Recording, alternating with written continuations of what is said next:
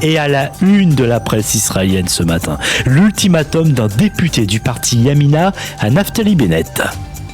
En effet, Christophe, l'ultimatum de Orbar, c'est le titre du Yediot Ahronot ce matin. Et le quotidien nous raconte que ça fait déjà pas mal de temps que Nir Orbar le dit, la coupe est pleine. Le député de Yemina ne croit plus dans les chances de la coalition actuelle de réussir et il est exaspéré aussi de la façon dont elle est gérée, à coup de chantage et de budget alloué aux rebelles. Ils prennent la coalition pour un distributeur de billets, aurait-il dit au sujet donc de certains députés arabes. L'Israël Hayom nous dit qu'il s'est donc entretenu hier soir avec le Premier ministre Bennett et lui a proposé les options suivantes. Soit Bennett rappelle à l'ordre des députés rebelles et les fait rentrer dans le rang, soit il rejoint un gouvernement de droite dirigé par Netanyahou qui serait constitué dans l'actuel Knesset. Si ni l'une ou l'autre de ces options ne sont réalisées, alors Orbar voterait en faveur de la dissolution de la Knesset. La rencontre a eu lieu donc hier soir. Bennett a promis de s'occuper des députés rebelles et a demandé encore quelques jours de sursis à Nir Orbar. Les deux, nous dit le Yediot Ahronot, sont sortis confiants de cette rencontre et ont prévu de se revoir dimanche. Il est aussi question de la visite surprise de Naftali Bennett aux Émirats Arabes Unis.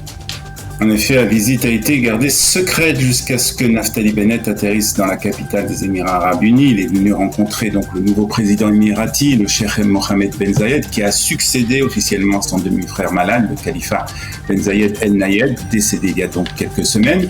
Le Yediot Ahronot nous explique qu'il a été beaucoup question de l'Iran au cours de cet entretien qui s'est déroulé donc à Abu Dhabi. Israël, je vous le rappelle, a annoncé il y a quelques jours vouloir passer à la vitesse supérieure avec Téhéran. Les deux hommes ont promis en tout cas de collaborer sur le dossier sécuritaire ainsi que dans le domaine de la sécurité alimentaire et de la santé. Et justement, concernant l'Iran, en Israël, on est inquiet de l'annonce faite par Téhéran à l'Agence internationale de l'énergie atomique.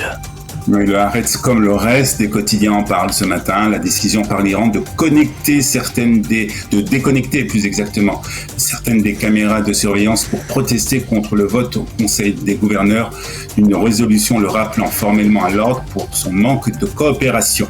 L'Agence internationale de l'énergie atomique a donc dénoncé hier la décision de l'Iran de retirer 27 caméras de surveillance des activités nucléaires. Alors, Olivier Grany, on va... oui. Le dossier sensible et qui est déjà bloqué.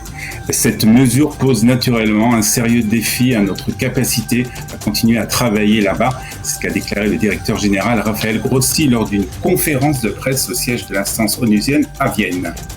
Le Covid-19, Israël refuse de céder à la panique alors qu'il y a une recrudescence de cas de contamination. Oui, en tout cas, c'est le message du professeur Zarka, nos confrères de I24 hier, interrogé sur l'augmentation du nombre de cas de contamination. Le professeur Zarka a répondu qu'il était encore trop tôt de parler d'une nouvelle vague et qu'il fallait surtout apprendre à vivre avec le coronavirus.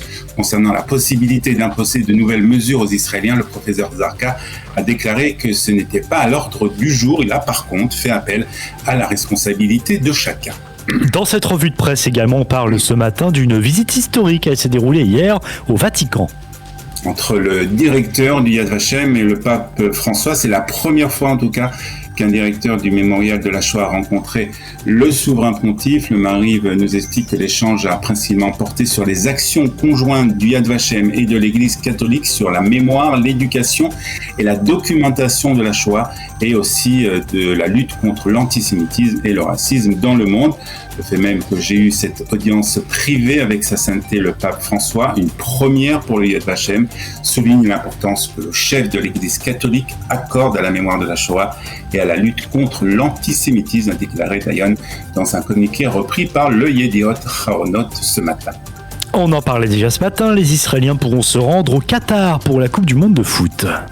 Voilà, il faut dire, c'est ce que nous explique en tout cas l'Israël Hayom, que cette nouvelle a réjoui un grand nombre d'Israéliens puisque plusieurs milliers d'entre eux ont déjà acheté des billets pour assister aux matchs qui se dérouleront donc au mois de novembre au Qatar. Ils étaient inquiets de ne pas pouvoir se rendre dans ce pays arabe Hier, donc, les ministres des Affaires étrangères, de la Défense et des Sports ont annoncé être arrivés à un accord et les Israéliens donc n'auront pas besoin de demander de visa pour entrer dans ce pays. Et puis pour finir, plusieurs milliers de personnes attendues aujourd'hui à Tel Aviv pour participer à la traditionnelle marche des fiertés. Et le Yediot Ahronoth nous annonce que la fierté revient à Tel Aviv. C'est le titre ce matin dans le quotidien. Après que cette marche ait été annulée pendant 2 ans et que l'année dernière elle s'est déroulée d'une façon restreinte, cette manifestation de la communauté LGBT revient en grand. Plus de 200 000 personnes sont attendues dans les rues de Tel Aviv. Quelques 2000 policiers assureront la sécurité des marcheurs. Cette année, le parcours de cette Gay Pride a été modifié. Elle ne passera pas par le bord de mer, mais aura lieu dans les quartiers nord de la ville de Tel Aviv. Alors, si vous devez vous rendre aujourd'hui à Tel Aviv, il est préférable de ne pas se déplacer en voiture. Shabbat Shalom depuis Jérusalem.